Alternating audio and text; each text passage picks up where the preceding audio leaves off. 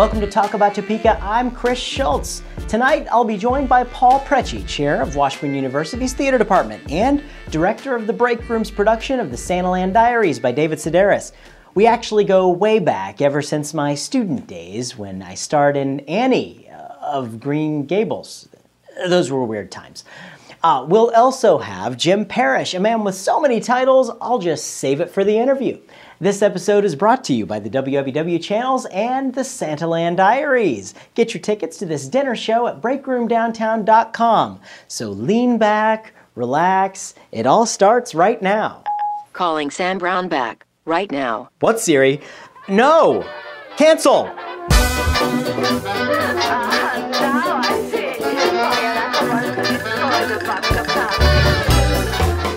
Well, we're here in the studio here today with a name that you can not go anywhere around Topeka without hearing. I'm here with Jim Parrish, Parrish Hotel Corp. How you doing, Jim? Hey, Chris, good. Hey, thanks for joining us. I really bet. appreciate that. You know, you can't really go anywhere without hearing your name around town, it hasn't come easy. It's been quite a trip to get there.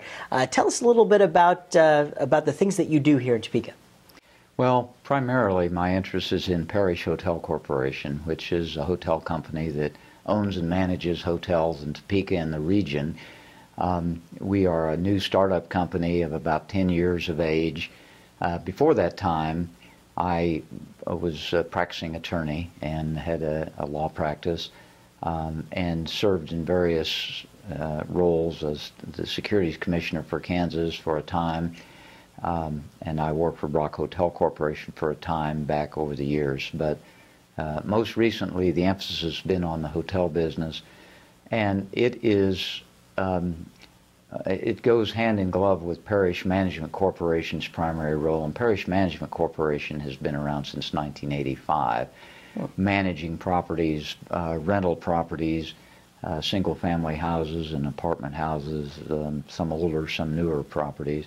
And then when the hotel business began, Parrish Management Corporation became the management company for Parrish Hotel Corporation's properties. Oh, and you guys manage quite a few properties around town. I mean, you've got the Ramada, the Jayhawk Tower. Tell us a little bit about the properties. Well, the hotel properties include 6 hotels altogether, of which 4 are in Topeka, 3 are owned, and they are the Ramada Hotel and Convention Center downtown. Mm-hmm. I always want to emphasize that because it's so easy for people to think of Ramada Inn as the name.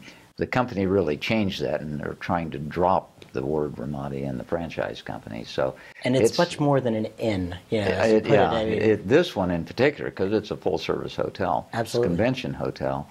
And then there's the Holiday Inn Holidome, which has been a holidome and since the dome was built in the mid-70s, but has been a Holiday Inn since 1965. Oh.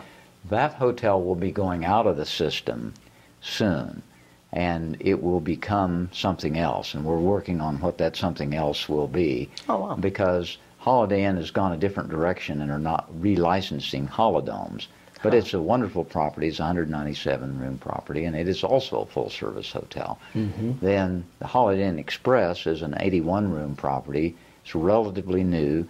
It was built in 1999, and we've just relicensed it for another 12-year period with Intercontinental Hotels Group, which is the Holiday Inn owner. Sure. And that's going through a big renovation right now. We're almost finished.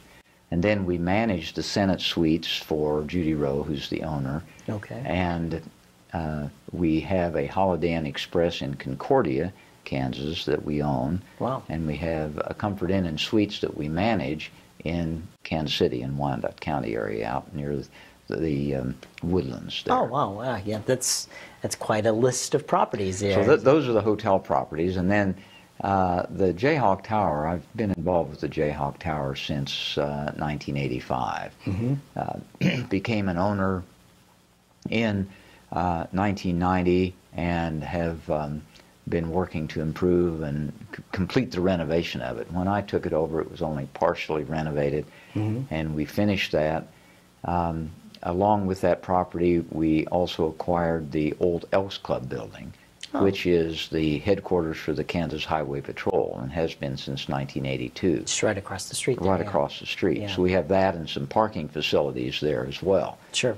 Those are the primary properties. There are some other smaller properties, but those are the primary properties that we deal with through Parrish Management Corporation. Well, and I want to go to the Ramada, because that is one that has been around for a long time. You know, people in Topeka are very familiar with the Ramada. And when you guys purchased the Ramada, it needed a lot of TLC. And you guys have definitely been putting that in there. Tell us a little bit about the path that you've been on with that.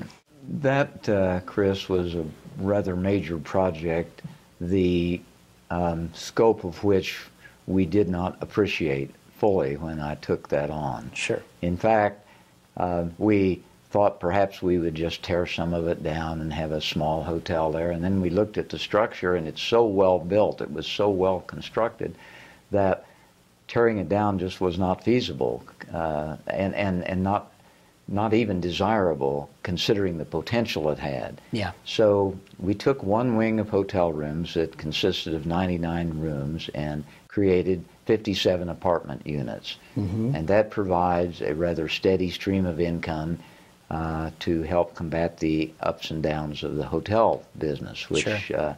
is busier sometimes of the year than others. We found that there was a tremendous need for banquet and meeting space that was not met in Topeka, and when we let the public know that this was available, and we cleaned it up and fixed it up and remodeled it so that it would be pleasant and acceptable for the public, then it's just been almost busy every day since. Sure. So that's gratifying. Sure. The real challenge in the hotel business for all hotels is selling enough hotel rooms, and we have a situation in Topeka where there seem to be more hotel rooms than are necessary at some points in time. So we try to combat that by making the Ramada unique, by having it available for meetings of people who will also stay in the hotels, and that includes conventions.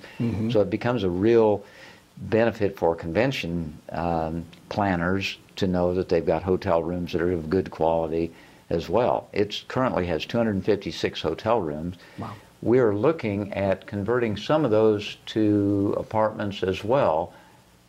Maybe reduce the number to 213. It would still be a very large hotel, but we're finding that the need for apartments is great enough that move may be a practical move to make, and that's something we're looking at. Sure. But it's been busy. It seems to be busy every day with customers in meetings or in dinners or banquets or whatever, and so I'm really gratified that that's the case. It still has a lot of growth potential, and it's going to need to grow in order Sure. to be economically viable. Well, Because you were best in chain for 2 years in a row. Yes. I mean, I think that's, to say where it came from when you guys picked up the property and to where it is now, it's an outrageously wonderful task that you guys have pulled off there. So yeah, and I think we thank you in Topeka at least for doing that, because we needed the property. You're locally Topeka here, and it's not a some national chain that is doing it. You're a chain, but you're locally owned chain here. We're very hands-on and very local. That's maybe a distinction that we have with some of the other properties that, in town. And well, and speaking of being local and some of the things you guys do, I know you're a big player in the Kansa Bowl, which just recently happened. Tell us a little bit about that. Well, that was very exciting. The Topeka Public Schools launched the Kansa Bowl 4 years ago, and had 3 successful Kansa Bowls, but not successful to the point that sponsors and advertisers were willing to come back, because what we learned was, even though it's a great event, it isn't and hasn't been a great event in terms of bringing a lot of people to town.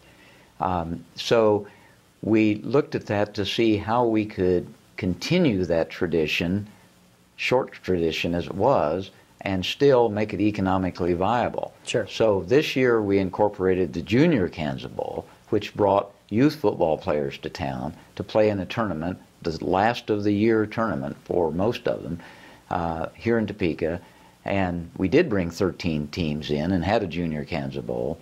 And we had a really great experience where the kids that came to the junior Kansa Bowl were able to have a pizza party and a time to relate to the college students that were here. Excellent. On the college teams. Yeah. And that was very successful. And I think it will cause the junior Kansa Bowl to get a good reputation.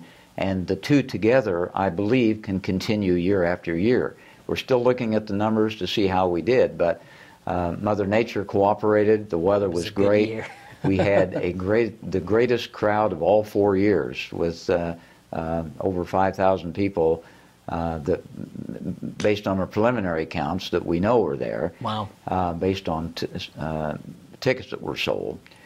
And a lot of public support, too, in the other events. We had a barbecue contest that we launched in connection with that. It's a little late in the barbecue contest season, but here again, the Thanksgiving weekend, we capped their season with this contest and had a lot of participants. And because it was successful, we hope to have even more next time. So with the Kansa Bowl, which involves Division II college players coming here to play in a bowl game, which is very exciting for them. Sure. And very positive for Topeka in terms of its reputation throughout the region, because these teams come from this year. They came from Emporia, which is fairly local, which was a very good thing for Topeka because we have a lot of Emporia State alums here. Sure. But also South Texas, which is a long drive and a long reach to bring a team in here. Sure. Help extending the reputation of the Kansa Bowl. But in years past, they've been from Missouri, from Nebraska, from Texas. So we think that's good. But in order to sustain it, if we can have teams come to Topeka to play in the junior Kansa Bowl, that brings teams from Oklahoma and Nebraska and Colorado and Missouri. This year we had Missouri, we had Kansas City and Colorado as our traveling teams for the junior Kansa Bowl, and almost had some teams from Oklahoma. So we think that will make the Kansa Bowl viable for years to come, or we're hoping that it will. And also for economic impact for the city. I mean, you're putting heads on beds here. Yes, it is. And it's bringing the dollars in to support the restaurants, the shopping, and the people that are going to these things. These are the types of things we need to be supporting and rallying behind here in Topeka to do. We really do need to have a better understanding of how important it is to put people in the hotels here, because not only do they support the hotels, but they support the filling stations, the mall, the retail shops, the shops downtown, the restaurants all over town. Get a boost from these dollars, and that of course helps the government as well, because not only is there bed tax dollars that comes in from the heads on beds, but lots of sales tax dollars that comes in as well. Absolutely. From people from out of town. Yeah. And we talk about, some of the things that we've talked about on our show before is the downtown project and things going on here, and the people who visit from outside of the area. How likely are those people to come into downtown, and what kind of a downtown do we need to have to facilitate positive growth with things like that? A strong, vibrant downtown is critical to our community, and for reasons that are sometimes hard to identify, but it seems that the successful communities that we have seen and visited through the Chamber of Commerce Intercity Visit Program have launched their success based on a strong downtown. They have revitalized their downtowns and have attracted people to downtowns and businesses that wouldn't otherwise be in their communities, but they've also given their communities a true sense of identity. Because that downtown is strong, the other parts of the community are strong as well. And there is more a sense of community throughout the entire city that we visit. And we believe that's true here. Our downtown is fairly attractive, but it hasn't had any attention for quite a few years now, 30 years or so. Yeah. And so it's time that we reinvest in downtown. And I think the City Council is on the right track, because they're looking at that revitalization from the standpoint of infrastructure, systems, electrical and water and sewer and stormwater systems that need to be fixed and revitalized. Yeah. And if that can be done, a lot of that work is underground, under the streets and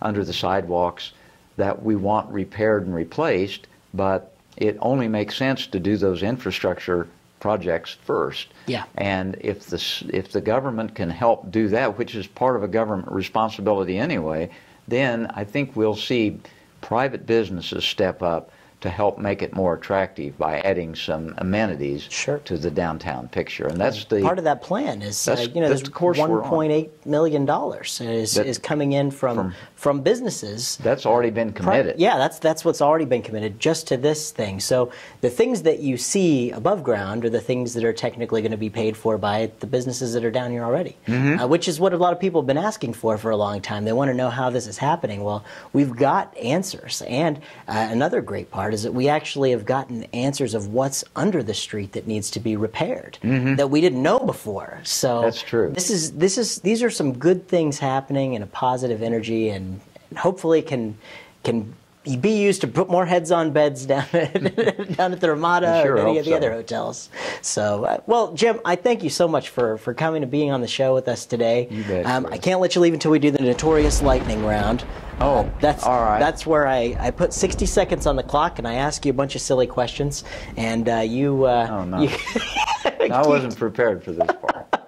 There's no right or wrong answers. Don't worry about that. That's good. Now let's see. 60 seconds and go. What's your favorite kind of food? I like beef. It's what's for dinner, right? That's what's for dinner. Let's see. In your opinion, what was the greatest movie ever made? Gone with the Wind. That's a good one. Very good. Let's see. What's your favorite color?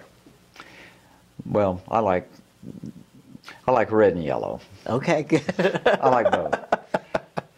Let's see. If you were a car, what kind of car would you be? Oh, I'd be a Corvette. All right. My kind of guy here, I'll tell you. What'd you have for lunch today? I had beef, Chris. It's what's for lunch, too. It was barbecued beef. Let's see. If you could bring a dead celebrity back to life, ask him one question, who would it be and what would you ask?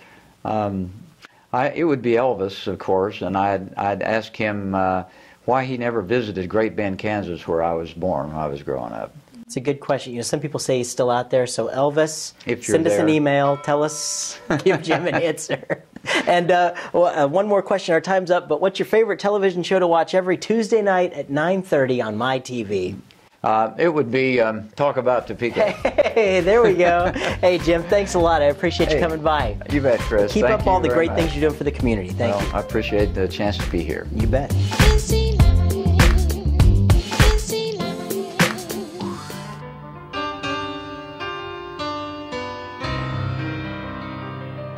Well, I am sitting here with a good friend of mine ever since college, Dr. Paul Prece, right over here from Washburn University.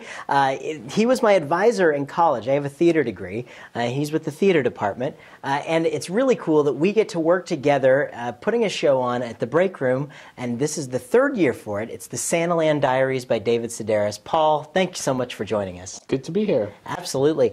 So tell us a little bit about the Santaland Diaries.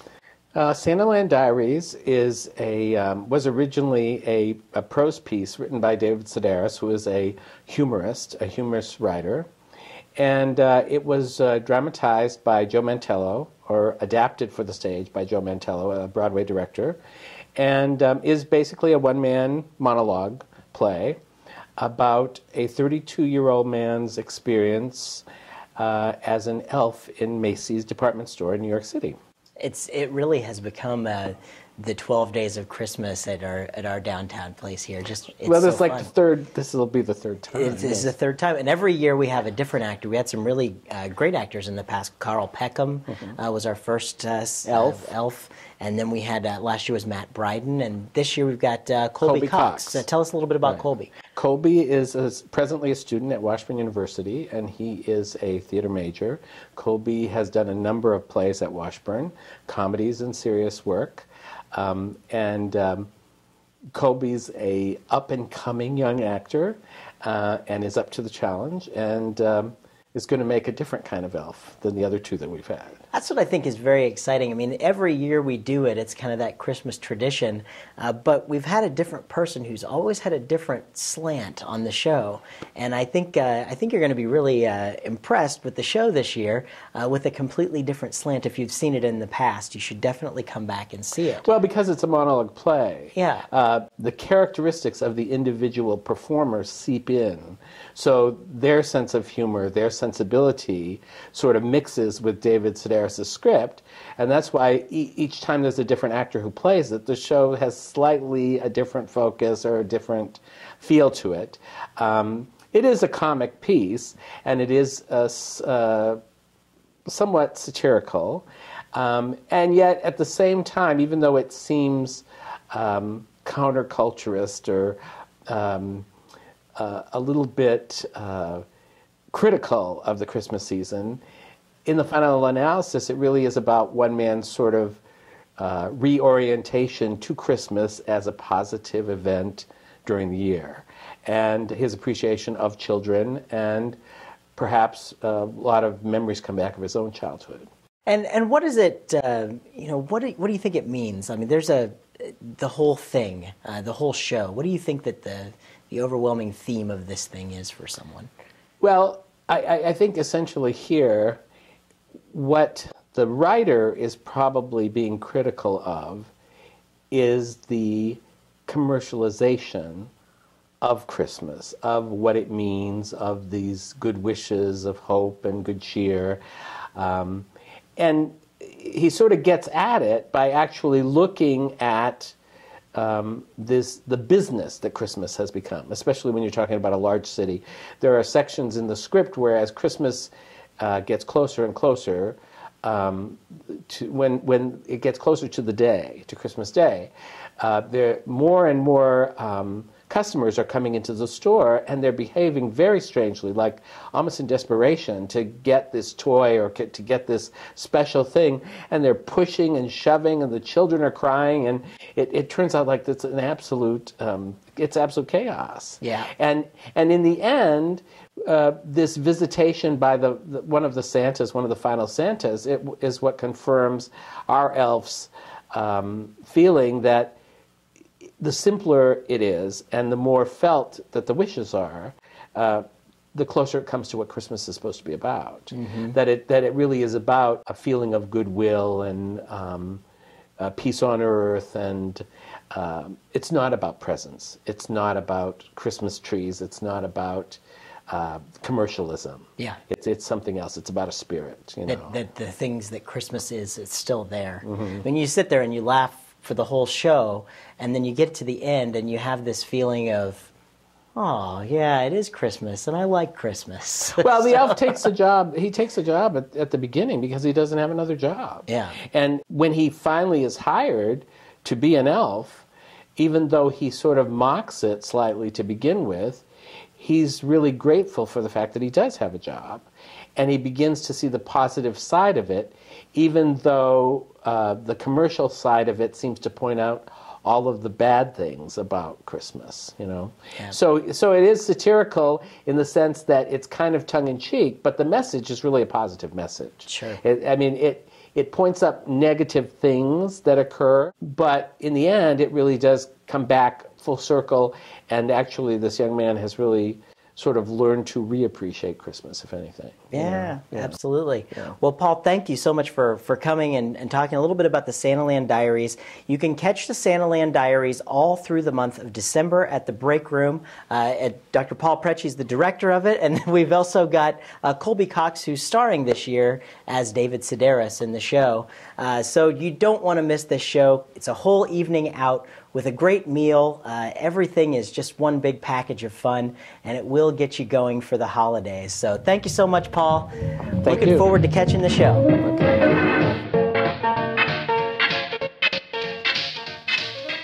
Thanks again to Jim Parrish and Paul Prece. This episode was sponsored by the WWW channels and the Santaland Diaries, showing at the Break Room's Gourmet Cabaret Dinner Theater. Get your tickets at breakroomdowntown.com. If you think something about Topeka needs more attention, send us a message on our website or through Twitter or Facebook or even Gmail. We'll check it out as long as it's not about my hair. For a complete list of events in the capital city, check out the Topeka newsletter. I'm Chris Schultz. Keep talking about Topeka.